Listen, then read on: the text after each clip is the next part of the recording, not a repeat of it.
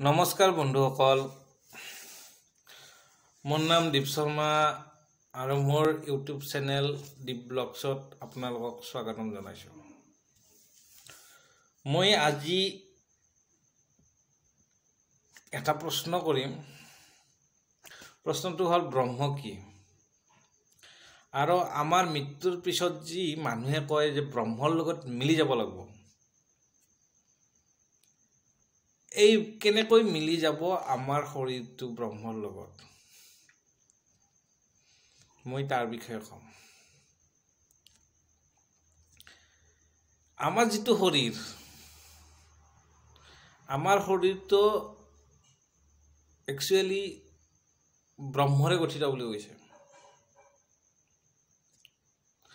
এতিয়া ব্ৰহ্ম কি? ব্ৰহ্ম হ'ল নিৰাকাৰ পৰমেশ্বৰ। ব্ৰহ্ম যদি নিৰাকাৰ পৰমেশ্বৰে ব্ৰহ্ম, তেতিয়াহ'লে সেই ব্ৰহ্মৰে আমাৰ শৰীৰটো গঠিত, আৰু আমাৰ মৃত্যুৰ পিছত ব্ৰহ্মৰ লগত বিলীন হৈ যাব। এই যিখন বিশ্ব ব্ৰহ্মাণ্ড, এইখনেই হ'ল ব্ৰহ্ম, আৰু এই বিশ্ব ব্ৰহ্মাণ্ডৰ মালিক যিজন, সেইজন হ'ল ঈশ্বৰ, আৰু সেইজন হ'ল নিৰাকাৰ। এতিয়া বহুতে নাজানে এই কথাখিনি। এইখিনি কথা আচলতে শাস্ত্ৰৰে কথা, মই নিজা কৰি কোৱা কথা নহয়, শাস্ত্ৰৰ কথাই ক'বলৈ ওলাইছোঁ আপোনালোকক, যে মানুহৰ শৰীৰটো কিহেৰে গঠিত।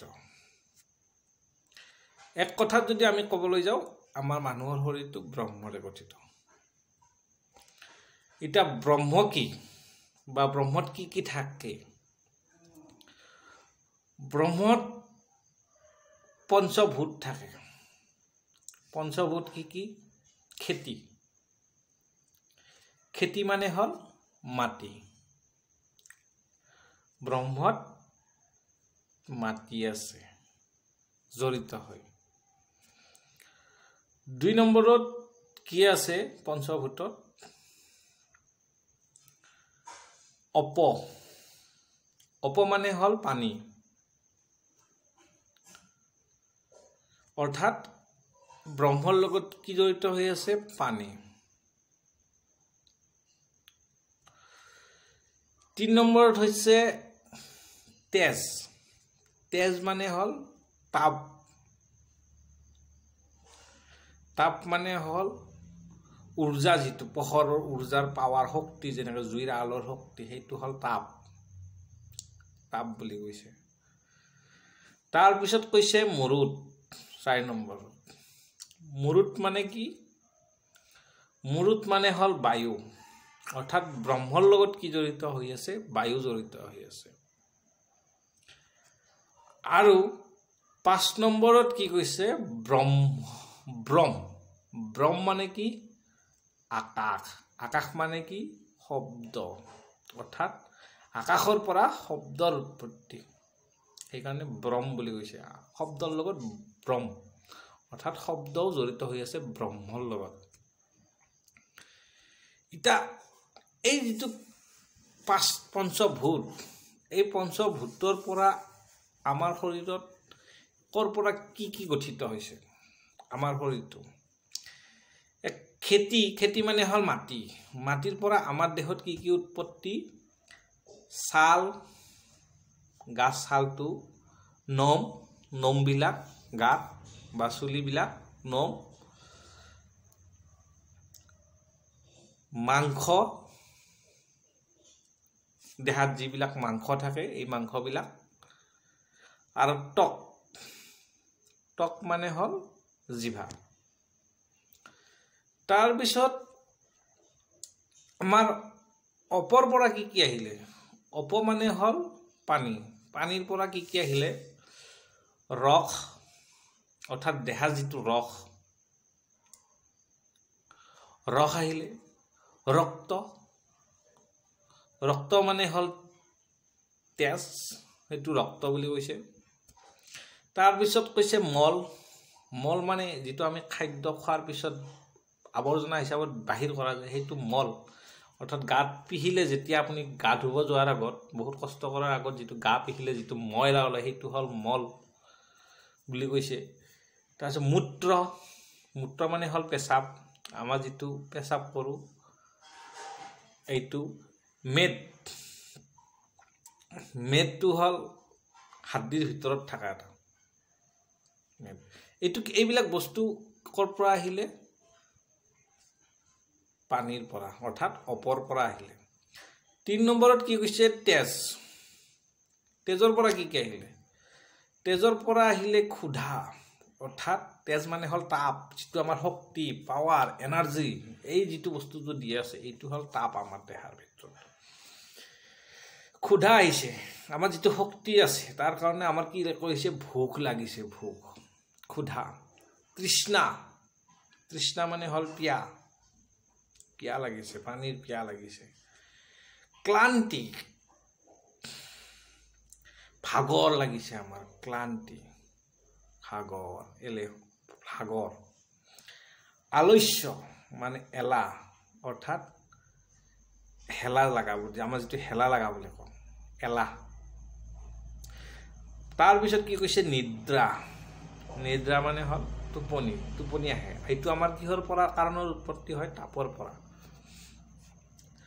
তাৰ পিছত কি মুৰুতৰ পৰা কি আহিলে আমাৰ 4 নম্বৰত আছিল মুৰুতৰ পৰা আহিলে ধাৰণ মানে হল ধৰা অৰ্থাৎ মুৰুত মানে হল বায়ুৰ প্ৰভাৱত শক্তিত আমি ধাৰণ কৰিব পাৰো বায়ু থকাৰ কাৰণে ধৰিব পাৰো এইটো হল ধাৰণ মানে হল ধৰা চালন মানে আমি চলাচল কৰিব পাৰো খোজ কাঢ়িব পাৰো বায়ু থকাৰ কাৰণে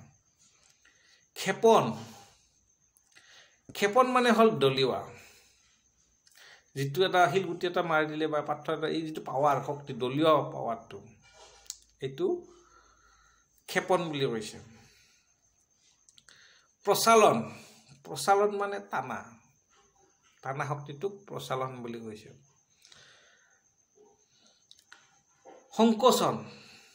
সংকোচন মানে হল কচায়ন এই বস্তুটো কিহৰ পৰা আহিলে আমাৰ মুৰুতৰ পৰা মুৰুত মানে হল বায়ুৰ পৰা আহিছে এইটা বস্তু তা ব্ৰহ্ম মানে হল শব্দ মানে হল আকাশৰ পৰা শব্দৰ উৎপত্তি বুলি কৈছে ব্ৰহ্মৰ পৰা কি আহিলে কামটো জানে আপোনালোকে কাম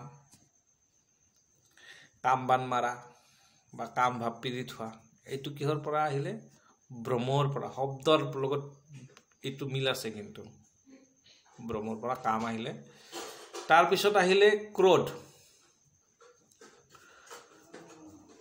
আহিলে ক্ৰোধটো হল খং যেটো কৰা বুলি এটো ক্ৰোধ বুলি কয় লোভ আহিলে আমি যেটো লোভ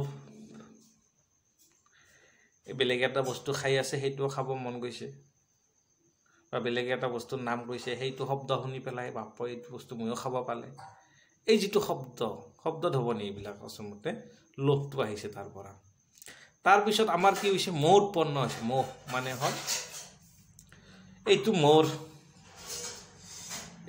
চলা এইটো মোৰ গামোচা এইটো মোৰ পুত্ৰ এই যেটো মোৰ শব্দটো এটি মোহ উৎপন্ন কৰিছে এই বস্তুটো তাৰ পিছত আহিছে লজ্জা মানে হল লাজ এইটো ব্ৰহ্মৰ পৰা আহিছে অৰ্থাৎ শব্দৰ পৰা উৎপত্তি হৈছে এইটো খেতিৰ পৰা কিন্তু গন্ধৰ উৎপত্তি হৈছে আপোনাৰ খেতি মানে হল মাটিৰ পৰা গন্ধৰ উৎপত্তি হৈছে অপমানে হল পানীৰ পৰা ৰসৰ সৃষ্টি এক কথা তেজ মানে হল তাপৰ পৰা স্পৰ্শ সৃষ্টি আপোনাক সংক্ষেপতে কৈ আছো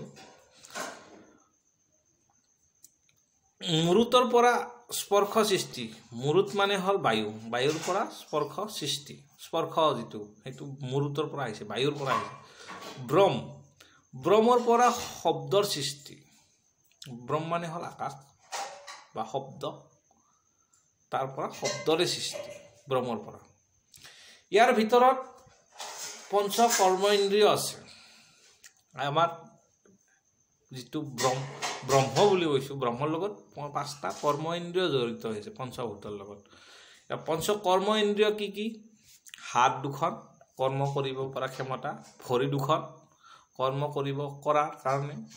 তাৰপিছত আছে গুহ্য। গুহ্য মানে আমি যিটো লেট্ৰিঙত যাওঁ গুহ্যদ্বাৰ, সেইটো গুহ্য বুলি কৈছে। লিংগ।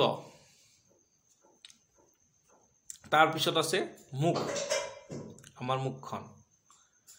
এই পাঁচটা হ'ল আমাৰ দেহত কৰ্ম ইন্দ্ৰিয়। এইকেইটাই আমাৰ কাম কৰে, এই পাঁচটাই। তাৰপিছত আছে আমাৰ পাঁচটা জ্ঞান ইন্দ্ৰিয়। পাঁচটা জ্ঞান ইন্দ্ৰিয় কি কি? চক্ষু। চক্ষু মানে হ'ল চকু। এইকেইটাই আমাৰ জ্ঞান অৰ্জন কৰি দিয়ে আমাক। ব্ৰহ্ম, এইকেইটাও ব্ৰহ্ম কিন্তু। চক্ষু মানে হ'ল চকু। কৰ্ণ। কৰ্ণ মানে হ'ল কাণ। ত্বক মানে হ'ল জিভা। জিভাৰ পৰা আমি কি পাওঁ? সোৱাদ পাওঁ বা অনুভৱ কৰিব পাৰোঁ। কাণেদি কিছুমান কথা শুনিব পাৰোঁ, জ্ঞান অৰ্জন কৰিব পাৰোঁ। চকুদি চাই পেলাইও আমি কিছুমান জ্ঞান অৰ্জন কৰিব পাৰোঁ। তাৰপিছত নাসিকা। নাসিকা মানে হ'ল নাক। নাকেদিও কিছুমান গন্ধ লৈ আমি অনুভৱ কৰি জ্ঞান অৰ্জন কৰিব পাৰোঁ বুলি কৈছে। এটা জ্ঞান ইন্দ্ৰিয়। সেইটো মিঠা গন্ধ, এইটো টেঙা গন্ধ, এইটো কেঁচা গন্ধ, এইটো পচা গন্ধ। এইটো যিটো আমি গন্ধটো লৈ গন্ধৰ দ্বাৰাও আমি জ্ঞান অৰ্জন কৰিব পাৰোঁ বুলি কৈছে। চৰ্ম। চৰ্ম মানে হ'ল ছাল, গাছ ছালেদি। এইটো ঠাণ্ডা, এইটো গৰম, নানানটা ৰকমত বিভিন্ন ধৰণত আমি এই ঠাণ্ডা বাতা, এইটো গৰম বাতা, এই যিটো জ্ঞান অৰ্জন কৰিব পাৰোঁ, এইটো আমি ছালৰ দ্বাৰাও পাৰোঁ। ইয়াৰ ভিতৰত আমাৰ দেহত পঞ্চতন্মাই আছে। পঞ্চতন্মাই কি কি? প্ৰাণ। প্ৰাণ মানে হ'ল প্ৰাণবায়ু আছে আমাৰ দেহৰ ভিতৰত। এইটো হ'ল ব্ৰহ্মই বুলি কৈছে, প্ৰাণবায়ু। অপান। অপানটো হ'ল আমাৰ নিদ্ৰাবায়ু, যিটো আমি টোপনি যোৱাৰ টাইমত আহে, সেইটো হ'ল নিদ্ৰাবায়ু, অপান বুলি কৈছে। সমান। সমানটোৱে কি কৰে? শক্তিৰ বায়ু, অৰ্থাৎ শক্তি উৎপন্ন কৰে, সমান। তাৰপিছত আছে উদান। উদান মানে হ'ল ঊৰ্ধ্বগামী, ওপৰলৈ উঠা যিটো পাৱাৰ, ঊৰ্ধ্বগামী বুলি কৈছে। ব্যায়াম। ব্যায়াম মানে হ'ল নিম্নগামী, তলপিনত যোৱা, অৰ্থাৎ জুকি যোৱা। এইকেইটা কি বুলি কৈছে? পঞ্চতন্মাই বুলি কৈছে মানুহৰ শৰীৰত। তাৰ ভিতৰত আমাৰ বায়ু ৪৯টা আছে। আমাৰ বায়ু যি আছে, অক্সিজেন, নাইট্ৰজেন, এইবিলাক যি আমি কওঁ, কিন্তু আমাৰ মানুহৰ দেহৰ ভিতৰত শাস্ত্ৰমতে, ধৰ্মশাস্ত্ৰমতে ৪৯টা বায়ু আছে। তাৰ ভিতৰত মানুহৰ দেহৰ ভিতৰত কি কি আছে? মন, বুদ্ধি, চিত আৰু অহংকাৰ। এইকেইটা মানুহৰ দেহৰ ভিতৰত আছে। এই সকলো মিলি আমাৰ মানুহৰ দেহাটো ২৪ তত্ত্বৰে গঠিত বুলি কৈছে। ২৪ তত্ত্ব লগ লাগি মানুহৰ শৰীৰটো গঠন হৈছে। এতিয়া আপোনালোকে বুজি পালে যে ব্ৰহ্ম কি? আমাৰ মৃত্যুৰ পিছত আমি ক'ত মিলি যাম? ব্ৰহ্মৰ লগত বুলি কৈছে। এইখিনি কথাই, মাটিৰ বস্তুখিনি মাটিয়ে পাব, পানীৰ বস্তুখিনি পানীয়ে পাব, বায়ুৰ বস্তুখিনি বায়ুৱে পাব, তাপৰ বস্তুখিনি তাপে লৈ যাব। এই গোটেইখিনি মিলি আমাৰ ২৪ তত্ত্বৰে শৰীৰ গঠিত। ৪৯টা বায়ু আছে। ঠিক আছে, পিছলৈ আৰু কম এই বিষয়ত। যদি মোৰ ভিডিঅ'টো ভাল লাগিছে, মোৰ চেনেলটো ছাবস্ক্ৰাইব কৰিব, আৰু পিছলৈ এনেকুৱা মই ভিডিঅ' বনাই থাকিম আপোনালোকৰ কাৰণে। আৰু এই ভিডিঅ'বিলাক পাবৰ কাৰণে হ'লে আপোনালোকে মোৰ চেনেলটো ছাবস্ক্ৰাইব কৰিব লাগিব, তেতিয়াহ'লে মোৰ এই ভিডিঅ'বিলাক পাব। ভিডিঅ'বিলাক বহুত যথেষ্ট লম্বা হৈ যায়, অলপ অসুবিধা হয়, তথাপিতো আপোনালোক যিমান পাৰোঁ মই বুজাই কৈছোঁ লম্বা হ'লেও। ঠিক আছে বাৰু, আজিলৈকে ইমানতে। জয় হিন্দ দোস্ত।